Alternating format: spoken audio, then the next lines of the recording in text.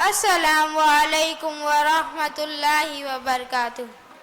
الحمد للہ وکفی وسلام علی عبادہ الذین اصطفی، اما بعد فاعوذ باللہ من الشیطان الرجیم، بسم اللہ الرحمن الرحیم۔ اقیموا الصلاۃ وآتوا الزکاۃ وارکعوا مع الراکعین۔ آج کے اس مبارک موقع پر میں آپ حضرات کے سامنے نماز کے عنوان پر ایک مختصر سی تقریر پیش کرنا چاہتا ہوں۔ اللہ تعالیٰ مجھے صحیح کہنے اور ہم سب کو اس پر عمل کرنے کی توفیق عطا فرمائے، آمین۔ محترم حاضرین، ایمان کے بعد سب سے پہلا اور سب سے بڑا فرض اسلام میں نماز ہے۔ قرآن کریم کی 50 آیتوں میں اور رسول اللہ صلی اللہ علیہ وسلم کی سینکڑوں حدیثوں میں نماز کو بڑی تاکید کے ساتھ فرمایا گیا ہے، حتیٰ کہ رسول اللہ صلی اللہ علیہ وسلم نے نماز کو دین کا ستون اور دین کی بنیاد فرمایا ہے۔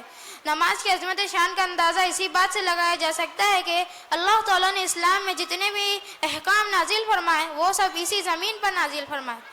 روزہ کا حکم کہاں نازل ہوا؟ اسی زمین پر۔ زکوٰۃ کا حکم کہاں نازل ہوا؟ اسی زمین پر۔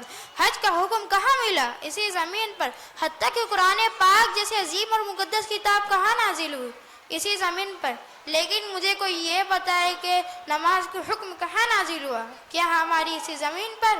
جواب ملے گا نہیں، بلکہ اللہ تعالیٰ نے اپنے حبیب حضرت محمد مصطفیٰ صلی اللہ علیہ وسلم کو اپنے پاس بلا کر، اپنے بالکل قریب بلا کر نماز کا تحفہ عطا فرمایا اور ارشاد فرمایا کہ اے میرے حبیب حضرت محمد صلی اللہ علیہ وسلم، میں نے آپ کی امت پر یہ 5 نمازیں فرض کی ہے اور میں نے عہد کر لیا ہے جو شخص ان 5 نمازوں کو ان کے وقت پر ادا کرنے کا اہتمام کرے گا ان کو میں اپنی ذمہ داری پر جنت میں داخل کروں گا، اور جو شخص نہ کرے ان کی کوئی میرے اوپر ذمہ داری نہیں۔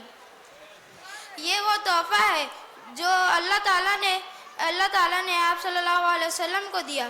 یہ وہ ہدیہ ہے جو آپ صلی اللہ علیہ وسلم کو مالک کائنات کی طرف سے دیا گیا۔ یہ وہ ہدیہ ہے جو اللہ تعالیٰ نے اپنے سب سے چہیتے پیغمبر کو دیا۔ اور مسلمانوں میں آپ کو بتاؤں کہ حقیقت بھی یہی ہے، جسے نماز کا لطف حاصل ہو جاتا ہے وہ بغیر نماز پڑھے چین سے نہیں رہ سکتا۔ نماز کا لطف سرور رسول پاک صلی اللہ علیہ وسلم کے علم سے معلوم کرو، نماز کا لطف سرور حضرت صحابہ کی معلومات سے معلوم کرو، نماز کا لطف سرور اللہ والوں سے معلوم کرو، نماز کا لطف سرور متقی اور پرہیزگاروں سے معلوم کرو۔ زمین یہی رہے گی، سن لو دنیا والو، زمین یہی رہے گی، سن لو دنیا والو، جائے گے ساتھ تو اپنے اعمال کا خزانہ۔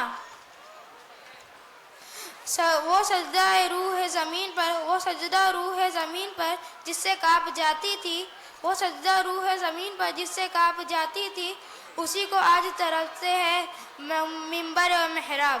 السلام علیکم۔